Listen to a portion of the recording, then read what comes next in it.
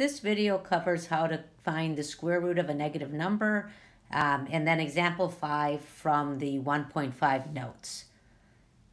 So we can use the imaginary number I to write the square root of any negative number. So for example, if we have the square root of negative r, what we're going to do is we're going to rewrite that as the square root of negative 1 times the square root of r, and we know that I is equal to the square root of negative 1, so we'll rewrite this expression as I rad r. So for a particular example, if we have the square root of negative 7, we'll rewrite that as the square root of negative 1 times the square root of 7, which we will rewrite as I rad 7. And normally we'll skip that intermediary step and go directly to I rad 7.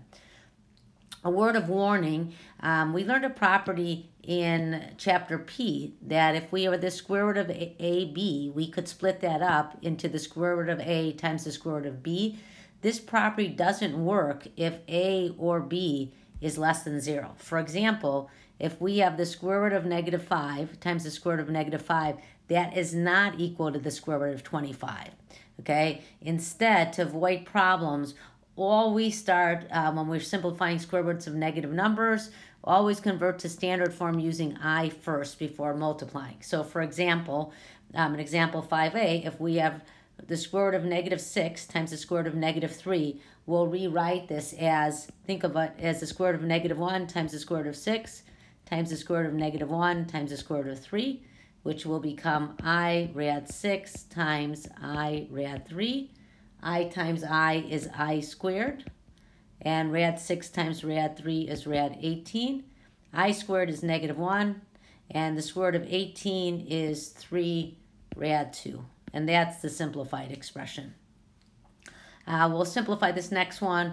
We have the sum of the square roots of 3 negative numbers. So the square root of negative 25, we can write that as I rad 25, plus the square root of negative 24 is I rad 24, plus the square root of negative 54 is I rad 54.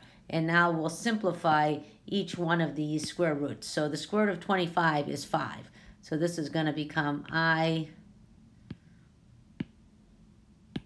sorry about that. Let's undo that. This is going to become I times 5. So I'll write that as 5I. The square root of 24 is 2 rad 6. So this is I times 2 rad 6. And the square root of, this is 54.